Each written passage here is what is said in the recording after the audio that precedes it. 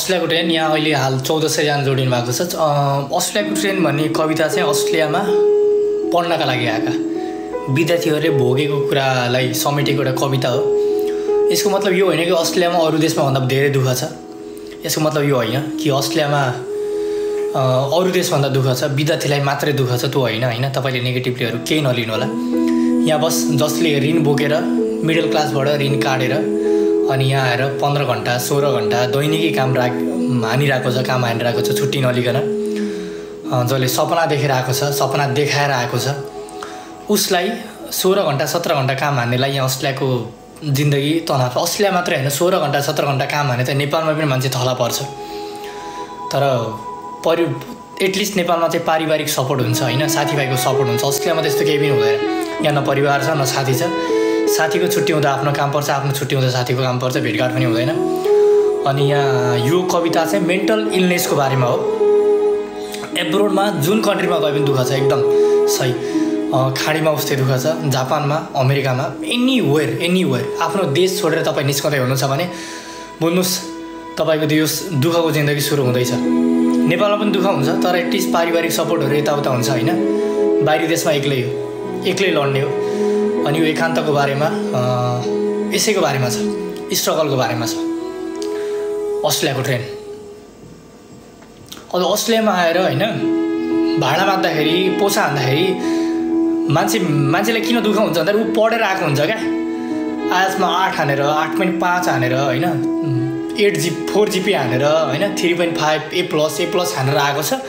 अनि यहाँ आएर विदेशमा आएर भाडा हान्दाखेरि चाहिँ मैले त्यत्रो दुःख गरेर पढेको यही भाडा हान्न, फेरि भाडा हान्ने काम तल्लो स्तरको मैले भन्न खोजेको बिल्कुलै पनि होइन। तर उसको पढाइ अनुसारको त्यो जब भएन नि त। उसले कुनै कम्प्युटर चलाएको जब पाउनु पर्ने होइन, कतै हुन्छ नि स्पिच दिइरहेको, मोटिभेसनल स्पिच समथिङ यस्तै पर्सनालिटी डेभलपमेन्टका कामहरू पाएको भए पो हुन्थ्यो नि होइन। अनि जिन्दगीको आधा हिस्साभन्दा बढी पढाइमा खर्चेको छ, अनि आएको छ कहाँ नाली सफा गर्दै अथवा भाँडा हान्दै, पोछा हान्दै, टोयलेट सफा गर्दै। अस्ट्रेलियामा यही जिन्दगी धेरैको छ, तपाईँले कसैले पनि खुलाउँदैन होइन। तर सबैको जिन्दगी यस्तै छ। उनीहरूलाई मेन्टली किन हान्छ भन्दा उनी पढेर आएको छ क्या। भाडै हान्न थियो भने पढ्न पर्छ, के खान खर्च गरे यत्रो समय, त्यही भएर मेन्टल प्रेसर पर्छ क्या।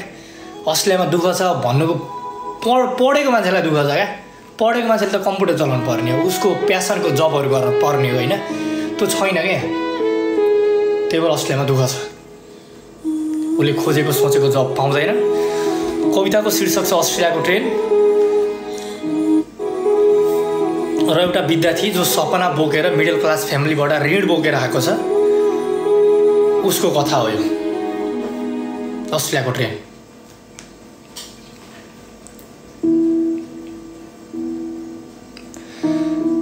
पाँच घन्टामा निन्द्रा पुर्याएर बिहानै ट्रेन छोप्न दौडिरहँदा यही सोच आउँछ कि घर जान पाए नि हुन्थ्यो यार। 15 वर्ष जिन्दगीको पुरै 15 वर्ष मैले पढाइमा खर्चेको छु। के का लागि? अस्ट्रेलियाको सर्कुलर कीमा अवस्थित द म्यारियोट सिडनी हार्बर होटलमा भाडा माझ्न, या फिर मुरुब्रा जक्सन पब्लिक स्कुलमा म भान्न, पोछा लाउन, बिन चेन्ज गर्न। त्यहाँ एउटा कमेन्टले मलाई स्ट्राइक गर्यो। कमेन्टमा डिमोटिभेट नगर्नुहोस् भनेको छ। डिमोटिभेट बिल्कुलै पनि गरेको होइन, बिल्कुलै पनि गरेको होइन। तपाईँलाई दुःख गर्न मन छ, रहर छ, तपाईँको परिवारलाई छिटै बाबामा रिटायर नहुँदै उहाँहरूलाई हुन्छ नि आफ्नो कमाइले चाहिँ उहाँहरूलाई शान्ति दिउँ, सुख दिउँ, एउटा लामो निन्द्रा नलाग्ने एउटा चैनको निन्द्रा दिलाउन सकौँ भन्ने मान्छेले हिम्मत गरेर आउनुहोस्। अस्ट्रेलियामा आउँदाखेरि अथवा अरू कुनै देशमा जाँदाखेरि यो सङ्घर्षको जीवन जल खाएर आउनुहोस्। मैले भोगेको छु, मलाई थाहा छ। जीवन जल खाएर आउनुहोस्। तपाईँलाई डिमोटिभेट बिल्कुलै गरेको होइन क्या। तपाईँ अस्ट्रेलियामा आएर ओहो अस्ट्रेलियामा त घुम्न पाइन्छ, बिच छ, समुद्र छ, प्लेन चढेर जाने हो, यो सोचेर आउनुहुन्छ। तर त्यसपछिको जिन्दगी के छ तपाईँले इमेजिनै गर्नु भएन क्या। इमेजिन गर्नु, यहाँ आउने बित्तिकै कोही मान्छे सेफ हुँदैन क्या। भाडा माग्छ 5 वर्ष, अनि त्यसपछि बल्ल सेफ हुन्छ होइन। 3-4 महिना, 6-7 महिना, 1 वर्षमा पोछा हान्छ भने बल्ल सुपरभाइजर हुन्छ क्या। त्यो एकदम नेगेटिभली नलिनु। मैले डिमोटिभेट गरेको होइन, तर तपाईँले यहाँ दुःख गरे अनुसारको पैसा छ होइन, पैसा छ, तर एउटा पोइन्टमा गएर तपाईँलाई के फिल हुन्छ भन्दाखेरि पैसा सबै थोक होइन भन्ने कुरा हुन्छ क्या। परिवारै छैन यार यो पैसाले के गर्ने भन्ने हुन्छ क्या। तपाईँले अस्ट्रेलिया हो साथीको भिजा आयो, म भिजामा त मैले लड्डु बाँडेको कसम से। डिमोटिभेट बिल्कुलै गरेको होइन, म मात्र होइन, अस्ट्रेलियामा जो हुन्छ नि 10 घन्टा 12 घन्टा 15 घन्टा काम गरिरहेका छन् उनीहरूसँग पर्सनल्ली 15 मिनट बिताउनुहोस् फोन गरेर। डिमोटिभेट बिल्कुलै पनि गरे होइन, सरी। 15 घन्टा बिताउनुहोस्, उसको मनको पुरा वेदनाहरू नि बाहिर निस्किन्छ। अस्ट्रेलिया मात्रै होइन, अरू कुनै देश, जापानतिर, अमेरिकातिर यो कुरा सबै परिवारसँग टाढिनु। काठमाडौँमा बसेको मान्छेलाई सोध्नु न ल, परिवारसँग टाढा जो छ उनीहरूलाई पीडा छ। सो सरी, खाडीमा पनि त्यस्तै छ, सरी। पैसा हुन्छ, समय हुँदैन, साथीभाइ हुँदैन, अनि तनाव भइहाल्छ क्या। नेगेटिभली नलिनु।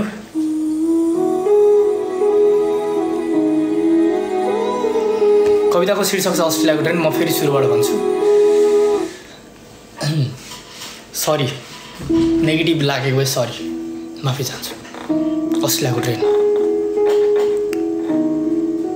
5 घन्टामा निन्द्रा पुर्याएर एक बिहानै ट्रेन छोप्न दौडिरहँदा यही सोच आउँछ कि घर जान पाएन हुन्थ्यो यार।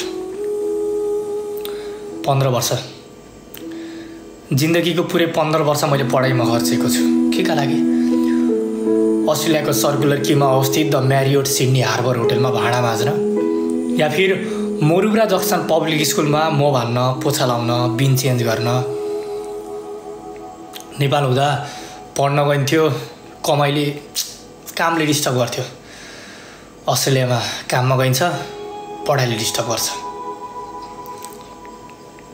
मेरो पेटमा रगत कम, केएफसी अनि म्याक बढी छ। भात पकाएर खाउँ, एक्लै छु, हप्याक बढी छ। लैजा घर मलाई पनि हवाईजहाज र बसलाई भन्छु। मनको व्यथा सुनाउन कोही नभएपछि कसलाई भन्छु। बाआमालाई अँगालेर बस्या सपना मिठो देख्छु। टिकट हेर्छु पटक पटक, गोजी हेर्छु रित्तो देख्छु। सोधिहाले कोही मान्छेले परदेशीको जीवन कस्तो, भन्दिनै छु आगलागीले डढिसकेको वन जस्तो। घरमा आमा पर्खिरहेको छिन्, नयाँ सालमा त छोरो आउँछ। जाने उपाय केही नभएपछि छोरोलाई यहाँ ज्वरो आउँछ। बाँचिरहेको छु घरका लागि, न माता न पिता भए क्या मजाले निदाइदिन्थे, निदाउने ठाउँ चिता भए। र यी सब मनका कथा अस्ट्रेलियाको ट्रेनलाई थाहा छ। ती निला सिटहरूले मेरा आँसु देखेका छन्, ती निला सिटहरूले मेरो एक्लोपन देखेका छन्। निद्रा नपुगेर पोलिरहेका राताम्य आँखा देखेर बेला बेला ती निला सिटहरूले प्रश्न गरे चाहिँ मान्छु, आखिर यो दौडधुप, यो हतारको जिन्दगी के का लागि? म भन्थेँ परिवारको लागि।